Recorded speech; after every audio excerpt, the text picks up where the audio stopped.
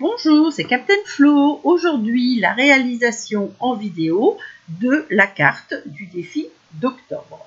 Donc là, vous voyez justement le sketch que j'ai choisi pour le mois d'octobre. Celles qui ont horreur des nœuds, vous noterez qu'exceptionnellement, il n'y a pas de nœuds sur le sketch. Après, vous verrez que j'ai pas pu m'empêcher d'en ajouter un. Et pour réaliser cette carte, j'ai choisi d'utiliser petit 1 les papiers de la collection Splendid Fantasy. Donc ce sont les papiers Splendid Fantasy et les flocons iridescents. Et pour les tampons, le lot qui s'appelle Vœux et ornements des fêtes qui se trouve dans le catalogue annuel. Donc je vais d'abord vous présenter ces magnifiques papiers. C'est vraiment... moi, je les trouve splendides. Et ce que j'aime, c'est que justement, c'est des couleurs qu'on n'a pas l'habitude d'avoir pour les fêtes de fin d'année, Noël, jour de l'an, pour les vœux. Et c'est ce que j'aime particulièrement. Les motifs sont magnifiques. Il y a de l'iridescence dans une face des papiers. Et de l'autre côté, on a des papiers très jolis aussi, mais non iridescents. Et moi, pour aujourd'hui, j'ai choisi le côté sans iridescence. C'est assez incroyable car j'ai choisi les papiers avec la couleur pierre rose polie. Pour celles qui me connaissent, c'est quand même à noter car le rose n'est pas, et de loin, ma couleur préférée. Pour cette carte, je l'ai associée à du blanc simple, mais aussi à du Mystérieuse Brume. Je me réfère toujours à l'assortiment des couleurs de Stampin' Up, car je trouve que leurs associations sont réussies, et donc je ne cherche pas à me compliquer la vie, je reprends les choix des couleurs prises par Stampin' Up. Alors, sur le sketch, il existe 2 étoiles, et j'ai décidé de réaliser ces étoiles avec donc le lot Vœux et ornements des fêtes qui se situe à la page 89. C'est la référence 155 717 et il coûte 49,50 €. Donc il y a 18 tampons extrêmement jolis. Il y a l'étoile, mais aussi des chaussettes et différents vœux. Moi, je vais utiliser justement le texte « Nos vœux de joyeux Noël et de bonne année ». Et je vais donc utiliser ce petit tampon nœud qui est très joli et qui va me permettre de rajouter un nœud à une carte dont le sketch ne porte pas de nœud. J'utiliserai aussi un des poinçons pain d'épices pour découper un cercle comme sur mon sketch. Donc les poinçons pain d'épices, c'est la référence 156 320 et sont à la page 10 du catalogue saisonnier. C'est un ensemble de 20 poinçons magnifiques qui coûtent 40 €. Pour ajouter un petit peu d'iridescence dans mes étoiles, j'ai récupéré l'excellent de papier des flocons merveilleux. Donc ces flocons merveilleux sont vendus en même temps que les papiers Splendid Fantasy à la page 25 du catalogue. Donc les papiers Splendid Fantasy, c'est le 156 329. Il coûte 18 € puisqu'il y a de l'iridescent et toujours 12 feuilles de 12 par 12 pouces, soit 30,5 sur 30,5. Les flocons iridescents, eux, c'est la référence 156 340. Il y en a 24. Ils coûtent 7,25 et ils sont présentés à la même page, à la page 25. Aujourd'hui, ce n'est pas le flocon qui m'intéresse, mais la partie non découpée que je vous conseille de conserver. Moi, je l'ai collé sur du double face et je vais découper ma petite étoile dans cette partie-là. Alors, comme d'habitude, je suis un peu trop bavarde et donc le dernier élément dans le matériel, c'est le plioir entre étoiles et carreaux. Alors, ce plioir, il est présenté à la page 59 du catalogue saisonnier et je vous propose de reprendre votre catalogue pour le regarder. Regardez cette page car on ne le voit quasiment pas. On voit les réalisations faites, mais le plioir n'est pas du tout mis en valeur. Comme cette carte présente déjà un matage en pan coupé et des étoiles, j'ai eu l'idée de l'associer à cette carte en embossant le support de carte. Alors ce support de carte, c'est un papier Mystérieuse Brume qui fait 14 sur 21 avec un pli à 10,5 dans les 21. J'ai donc embossé la partie avant de ma carte et je l'ai maté avec donc ce papier Splendid Fantasy. J'avais choisi la dimension de 10 en largeur sur 12 en hauteur, 12 sur le côté gauche et 10 sur le côté droit pour avoir ce pan coupé qui permet de mettre en valeur les petites étoiles du plioir. Donc comme d'habitude, je fais un petit peu de place pour pouvoir installer mon Stamparatus et réaliser l'ensemble de mes tamponnages. Comme ça, je ne ferai plus qu'une coupure pour aller découper les différents éléments. La première coupure, c'était l'embossage. La deuxième coupure, ça sera pour la découpe de l'ensemble des éléments. Donc, avec le Stamparatus, j'ai préparé différents papiers. Alors, pour l'instant, je me bats avec ma feuille de papier calque pour ranger mon dernier flocon.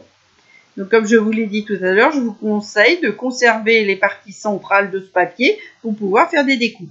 Donc, vous voyez, j'enlève toutes les parties qui ne servent plus puisque les flocons ont déjà été détachés. Et donc, j'ai mis de la feuille à double adhésif à l'arrière.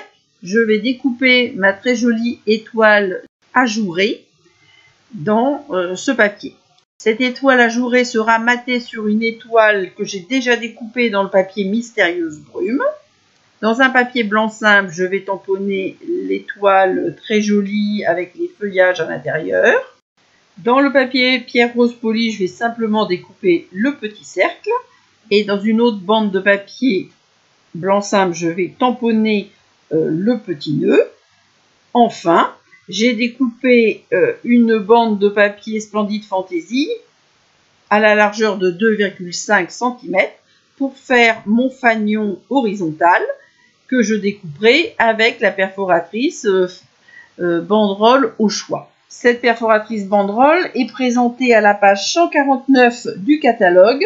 En bas de page, vous avez 3 perforatrices différentes. Vous savez, c'est un grand coup de cœur pour moi. On a 2 motifs de découpe par perforatrice et 3 dimensions, ce qui permet de faire 6 étiquettes différentes. Donc là, c'est la forme au choix banderole. C'est la référence 153 608 au prix de 28 €. Donc, j'ai tout préparé. Je vais pouvoir donc tamponner mon étoile avec l'intérieur en feuillage en pierre rose polie sur le papier blanc simple. Alors, ma carte est réalisée dans 2 tons des Incolor. Le pierre rose polie, c'est une Incolor qui est apparue en mai 2021, que nous pouvons conserver jusqu'en avril 2023. Et la Mystérieuse Brume est apparue en juin 2020 et nous quittera en avril 2022, ce qui est bien dommage, car j'adore ce Mystérieuse. C'est parti pour le premier tamponnage. Comme je vous l'ai dit, je vais réaliser tous les tamponnages. Comme ça, j'irai faire mes découpes en une seule fois. Voilà ce que ça donne. Pour les 2 autres tamponnages, je vais utiliser la couleur Mystérieuse Brume pour que ça ressorte un petit peu plus, puisque ça sera tamponné et mis en relief sur le pierre rose poli. Il faut un petit peu de contraste. Donc maintenant que j'ai nettoyé mon étoile, je la range et je vais tamponner le petit nœud, donc en Mystérieuse Brume, sur le papier blanc simple. Ce nœud est tout petit, mais il me permet d'ajouter un petit nœud à ma carte sans que certaines personnes ne rouspètent de trop. Je plaisante, mais c'est vrai que on n'est pas tous égaux face au nœud et que certaines personnes sont plus à l'aise que d'autres pour les réaliser. Donc, maintenant, on prend l'encre Mystérieuse Brume pour le tamponnage de ce petit nœud que je matterai sur le petit cercle rond du sketch. Et enfin, le dernier tampon, ça sera le texte. Comme je vous l'ai dit, j'ai choisi le tampon « Nos vœux de joyeux Noël et de bonne année ». Comme ça, ça me permet d'envoyer mes cartes quel que soit l'interlocuteur, soit pour Noël, soit pour la bonne année. Je ne sais pas si vous savez, mais dans la majorité des pays, on envoie des cartes de Noël. Et nous, en France, on envoie plutôt des cartes pour la bonne année. Mais aux États-Unis, en Angleterre, en Allemagne, en Espagne, on envoie des cartes plutôt pour Noël. Donc là aussi, je vais tamponner en mystérieuse brume. Et pour que ça se voit mieux, aussi bien pour le nœud que pour le texte, je vais ancrer 2 fois le tampon et donc tamponner 2 fois, ce qui permet d'avoir une couleur un petit peu plus soutenue et que ça ressorte bien sur, en particulier pour le texte, sur le papier Splendid Fantasy.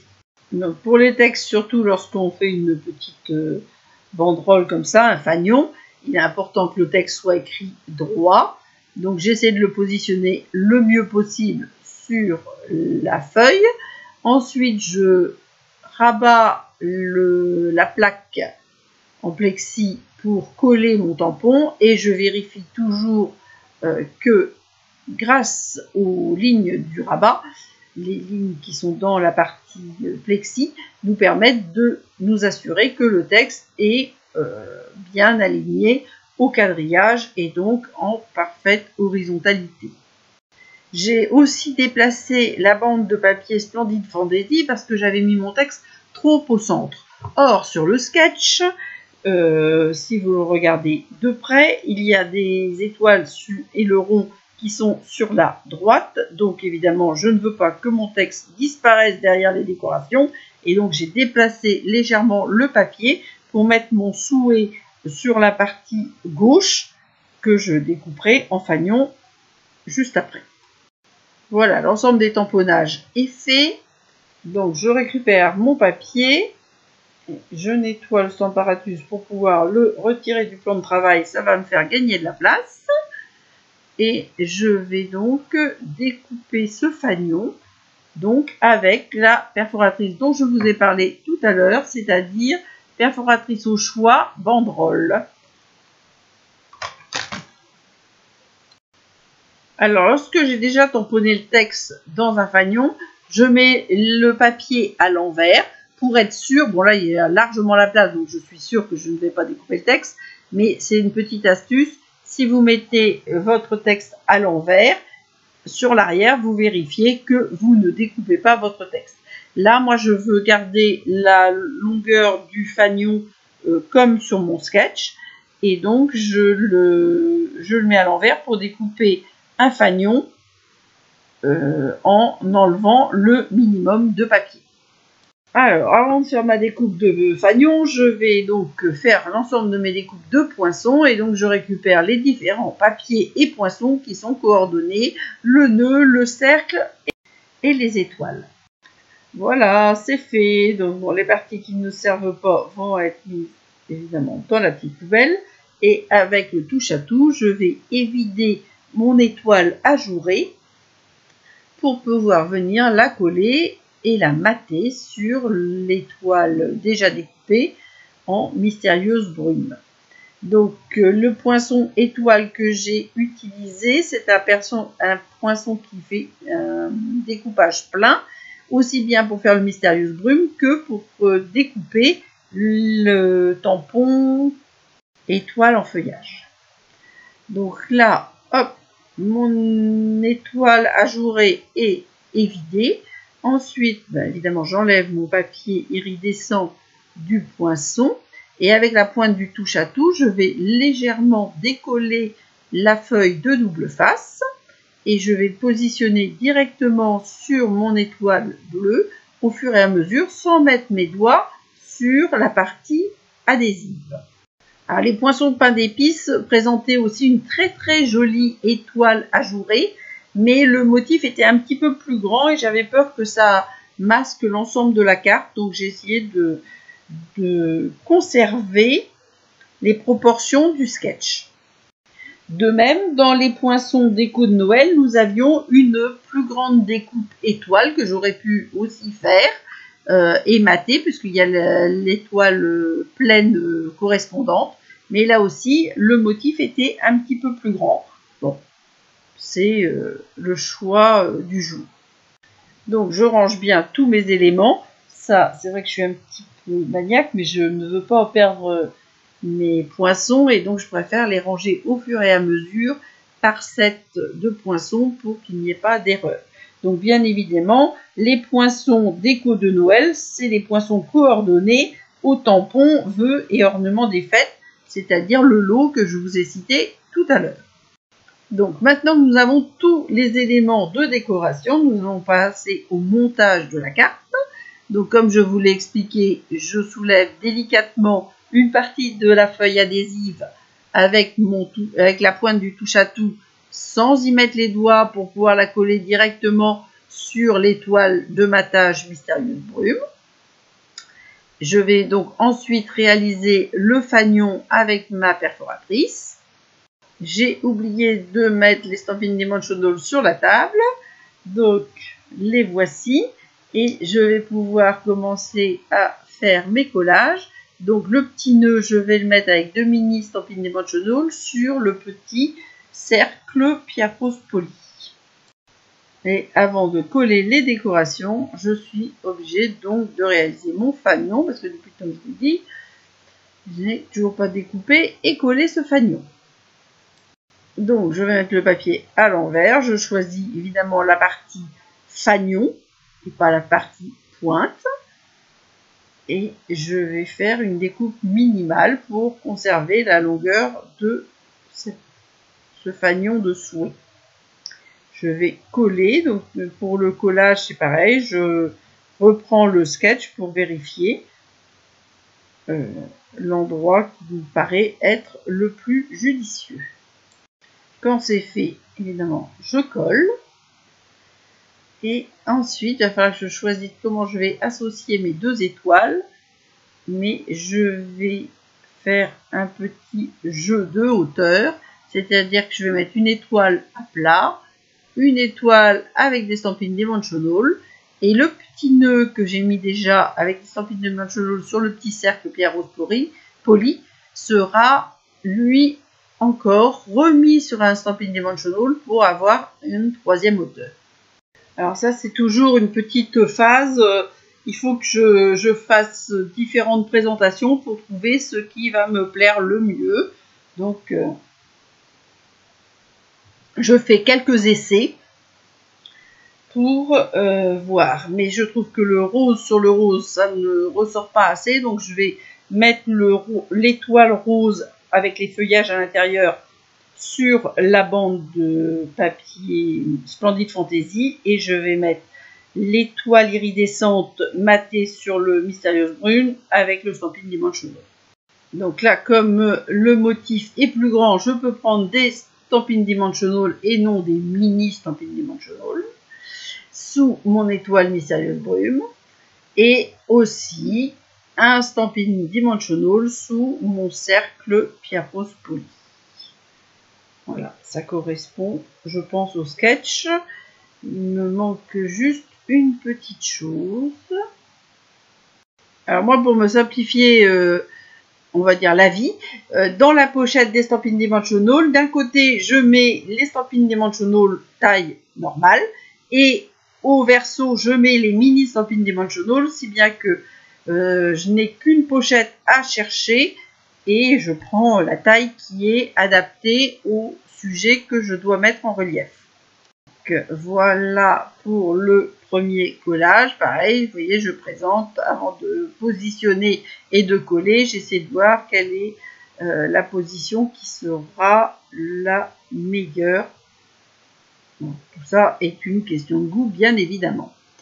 Donc, je fais la même chose donc avec mon petit cercle où le nœud est déjà maté. Donc, c'est un double matage. Il y a un stampin' sous le cercle rose et un autre, enfin il y en avait 2 d'ailleurs, mini stampin' sous le petit nœud.